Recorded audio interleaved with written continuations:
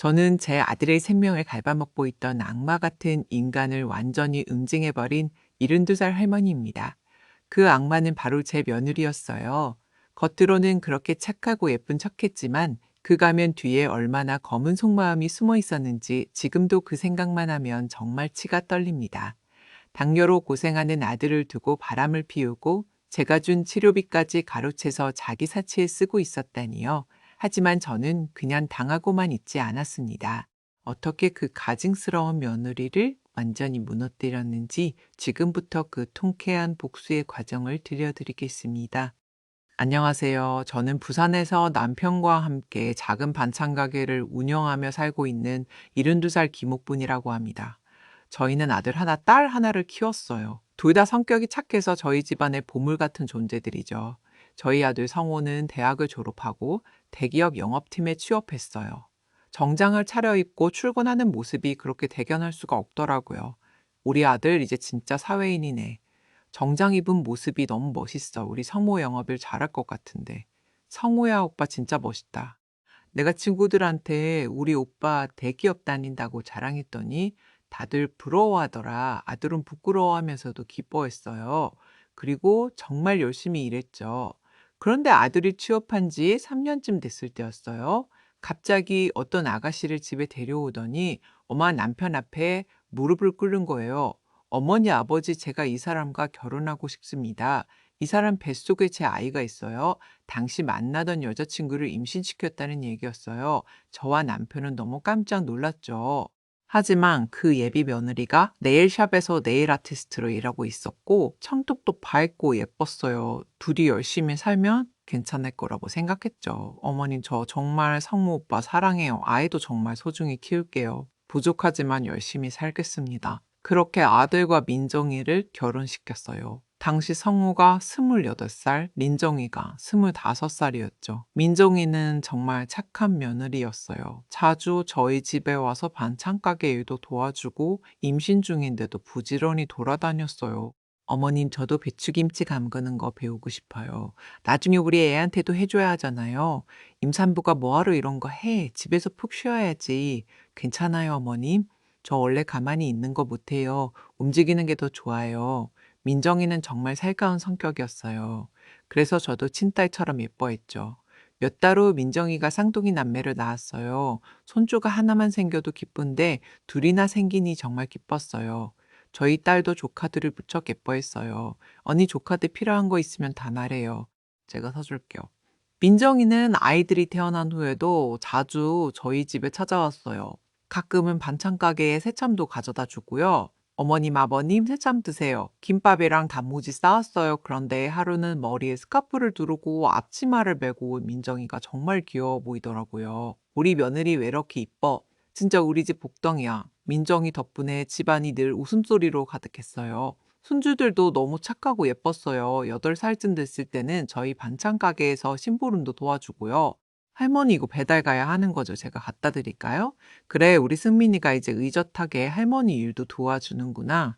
손주들은 특히 저희 아들을 정말 잘 따랐어요. 아빠, 여기가 아빠가 다녔던 학교예요. 우와, 정말 크다. 그래, 여기서 아빠가 열심히 공부했어. 너희들도 아빠처럼 열심히 해야 한다. 민정이도 가족들과 화목하게 지냈어요. 우리 남편 덕분에 제가 이렇게 행복하게 살고 있어요. 정말 감사해요. 그렇게 민정이는 손주들을 낳고도 네일샵에서 일을 계속했어요. 아이들이 초등학교에 들어간 후에는 아예 자기 네일샵을 차려서 운영하기 시작했죠. 민정이는 일을 하면서도 저희 가족을 잘 챙겨줬어요. 명절 때마다 제가 말하지도 않았는데 먼저 와서 도와주고요. 어머님 설 준비 혼자 하시려고 했어요. 제가 도와드려야죠. 그렇게 민정이와 함께 명절 준비도 하고 온 가족이 모여서 즐거운 시간을 보냈어요. 저희 딸이 결혼할 때도 민정이가 정말 많이 도와줬어요. 아가씨 웨딩드레스 입을 때 도와줄 사람 필요하죠? 제가 옆에서 도와드릴게요. 언니 정말 고마워요. 친구들은 다 바빠서 부탁하기 어려웠는데 그렇게 민정이는 일도 잘하고 가족들과의 관계도 좋게 유지했어요. 그런데 손주들이 중학생이 됐을 때였어요. 저희 아들 성호에게 문제가 생겼어요, 어머니. 저 요즘 몸이 좀 이상해요. 계속 목이 마르고 소변도 자주 보고요. 병원에 가봐야겠다. 그런 증상은 좋지 않아. 아들이 병원에 갔더니 당뇨병 진단을 받았어요. 그것도 꽤 심한 상태였죠. 당뇨 2대두라고요. 우리 아들이 뇌혈당 수치가 상당히 높습니다. 지금부터 철저한 관리가 필요해요. 저는 큰 충격을 받았어요. 아들이 아직 30 중반인데 당뇨라니요. 성호는 그 이후로 약을 먹고 식단 관리를 해야 했어요. 그런데 일 때문에 스트레스를 많이 받으니까 혈당 조절이 잘 안 됐어요. 어머니, 제가 약값이랑 병원비 때문에 걱정이에요. 민정이도 힘들어할 것 같고요. 걱정하지 마라. 내가 도와줄게. 저는 민정이에게 전화해서 치료비를 보내준다고 했어요. 민정아, 내가 통장으로 500만 원 보냈다. 이걸로 성호병원비랑 몸에 좋은 음식도 해주고 당분간 치료에 집중할 수 있게 도와줘. 어머님 감사해요. 제가 잘 돌볼게요. 성호 오빠가 꼭 나을 수 있도록 노력할게요. 민정이는 눈물을 흘리면서 고맙다고 했어요. 저는 며느리가 옆에서 잘 돌봐줄 거라고 믿었거든요. 그런데 그 500만 원이 문제의 시작이 될 줄은 몰랐어요. 한 달 후에 민정이에게서 또 연락이 왔어요. 어머님 죄송한데 제 친정어머니가 갑자기 수술하시게 됐어요. 수술비가 많이 필요한데 혹시 2천만 원만 빌려주실 수 있을까요? 2천만 원 갑자기 그런 큰돈이. 친정어머니가 담낭 수술을 하셔야 하는데 급하게 입원하셨거든요. 저희가 대출을 받으려면 이자도 많이 나가고요. 그때는 며느리 말을 믿었어요. 가족이 아프면 도와줘야죠. 알겠다. 내가 보내줄게. 어머님 수술 잘 되기를 바란다. 고마워요, 어머님. 꼭 갚을게요. 그런데 몇 달 후에 또 연락이 왔어요. 어머님 애들 대학 진학 준비로 돈이 많이 들어가네요. 쌍둥이라 2배로 드는 것 같아요. 직접적으로 돈을 달라는 말은 안 했지만 누가 들어도 돈을 달라는 뜻이었어요. 애들 등록금은 내가 내줄게. 손주들 대학 가는데 할머니가 도와줘야지. 사실 민정이가 자꾸 돈 얘기를 하니까 좀 이상하긴 했어요. 하지만 아들이 아픈 상황에서 며느리도 힘들 거라고 생각했죠. 손주들은 대학에 들어가서 아르바이트도 하면서 열심히 지냈어요. 정말 기특했죠. 그런데 어느 날 아들과 화상 통화를 했는데 아들이 컵라면을 먹고 있는 거예요. 성호야, 너 지금 라면 먹고 있니? 당뇨 환자가 라면을 먹으면 어떡해? 아이고요, 민정이가 약속 있어서 나갔는데 간단히 먹으려고요. 당뇨 환자가 라면을 먹으면 안 된다고 했잖아. 혈당 관리해야 한다며 아들은 변명을 했지만 뭔가 이상했어요. 민정이가 밥도 제대로 안 해주는 것 같더라고요. 그 후로도 아들과 자주 통화했는데 점점 안색이 안 좋아 보였어요. 체중도 많이 빠진 것 같고요. 너무 걱정돼서 서울에 올라가 보기로 했어요. 아들 집에 가보니 민정이는 또 외출했다고 하고 아들 혼자 있더라고요. 부엌에 가서 깜짝 놀랐어요. 제대로 된 음식이 하나도 없었거든요. 성호야, 내가 보낸 반찬들 어디 갔어? 김치랑 미역국도 다 해서 보냈는데 아들은 대답을 안 하더라고요. 냉장고에는 편의점 도시락이랑 컵라면만 가득했어요. 당뇨 환자가 먹으면 안 되는 것들 뿐이었죠. 음, 이게 도대체 뭐야? 민정이가 밥도 안 해주고 뭐 하고 있는 거야? 민정이한테 전화했는데 받지 않더라고요. 저는 그날 집 정리를 하고 아들을 위해 음식을 만들어 놨어요. 그리고 딸한테 연락했죠. 정미야, 뭔가 이상해. 성호가 말을 안 해주니까 답답해 죽겠어. 엄마 요즘 소형 카메라 같은 거 있잖아요. 그걸로 확인해 보는 게 어때요? 딸과 함께 전자상가에 가서 작은 카메라를 샀어요. 그리고 아들 집 거실에 몰래 설치했죠. 며칠 후 카메라 영상을 확인했는데 정말 충격적인 장면들이 찍혀 있었어요. 민정이가 서모와 둘만 있을 때의 모습이었어요. 언제까지 이렇게 살 거야? 나 이제 정말 지쳤어. 다른 사람이랑 새로 시작하고 싶다고. 민정아, 그런 소리 하지 마. 우리 애들 생각해봐. 애들은 이미 다 컸잖아. 이제 우리도 각자 살만 되는 거 아니야? 알고 보니 민정이가 다른 남자와 바람을 피우고 있었던 거예요. 성호는 그걸 알고 있으면서도 아이들 때문에 참고 있었던 거죠. 나는 이혼 못 해줘. 우리 애들한테 상처 주고 싶지 않아. 당뇨 때문에 아프다는 것도 애들한테 비밀로 하고 있었던 거예요. 더 충격적인 건 민정이가 아예 그 남자를 집에 데려오는 장면까지 있었어요. 정우 씨, 이러지 말고 그냥 이혼해줘요. 서로 힘들기만 하잖아요. 안 돼. 절대 안 돼. 아들은 끝까지 거절했지만 그 남자는 계속 압박하고 있었어요. 저는 정말 기가 막혀서 말이 안 나왔어요. 아픈 아들을 두고 바람을 피우다니, 그것도 집에까지 데려오다니요. 이런 일이 있었으면 저한테라도 말했어야 하는데 아들은 혼자서 다 참고 있었던 거예요.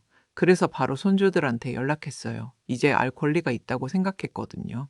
애들아, 할머니가 너희한테 보여줄 게 있어. 너희 엄마가 어떤 사람인지 알아야 할 때가 됐다. 손주들에게 그 영상을 보여줬을 때 둘 다 너무 충격받았어요. 손녀는 울면서 말했어요.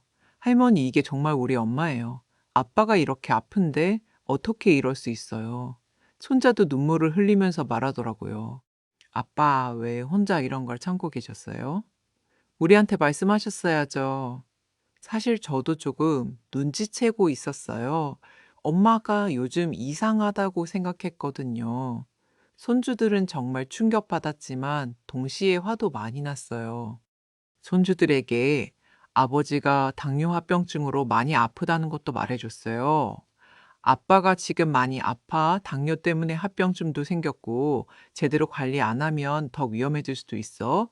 손주들은 더 큰 충격을 받았어요. 할머니, 아빠가 그렇게 아픈데 왜 우리한테 말 안 하셨어요? 아빠는 너희들이 걱정할까 봐 그랬어. 하지만 이제는 알아야 할 때가 됐다. 그날부터 저희 가족은 민정이에 대해 본격적으로 조사하기 시작했어요. 알고 보니 그 바람 상대가 민정이 네일샵 단골 고객이었어요. 귀여운 남성이었고 꽤 돈이 있는 사람 같았죠. 저희 남편도 이 사실을 알고 크게 화를 냈어요. 이게 무슨 일이야? 감히 아픈 내 아들을 두고 바람을 피워 내가 서울까지 올라가서 혼을 내줘야겠어. 하지만 제가 말렸어요. 제가 직접 처리하겠다고요. 손자가 나서서 말하더라고요. 할머니, 저 이거 그냥 못 넘어가요. 네일샵 앞에서 시위라도 할 거예요. 그래서 손자와 함께 민정이 네일샵 앞에서 피켓을 들고 시위를 시작했어요. 피켓에는 이렇게 써 있었어요. 이 네일샵 원장은 당뇨로 고생하는 남편을 버리고 귀여운 남성과 불륜을 저지르고 있습니다. 이런 사람에게 네일을 맡기시겠습니까? 네일샵에 오는 손님들이 저희를 보고 깜짝 놀라며 수군거렸어요. 어머, 저게 뭐예요? 네일샵 원장이 불륜을 했다고요? 세상에, 그런 사람한테 네일을 받았다니? 기분 나빠요. 민정이가 나와서 저희를 말리려고 했어요. 어머님, 이러지 마세요. 사람들이 다 보고 있잖아요. 뭐가 부끄러워? 네가 한 짓이 부끄러운 거지. 내가 뭐가 부끄러워? 그런데 민정이가 갑자기 손자의 팔을 잡아 끄는 거예요. 승민아, 그만해. 이러면 안 돼. 저는 그 순간 정말 화가 났어요. 뭐야, 너 지금 우리 손주한테 손대는 거야. 네가 뭔데? 어머니, 저도 힘들어서 그래요. 이해해 주세요. 이해? 뭘 이해해? 네가 우리 아들한테 한 짓을 내가 어떻게 이해해? 저희가 계속 시위를 하자 민정이가 경찰에 신고했어요. 하지만 저희는 굴복하지 않았어요. 경찰이 와서 조사했지만 저희가 하는 말이 모두 사실이라는 걸 확인하고는 별다른 조치를 취하지 않았어요.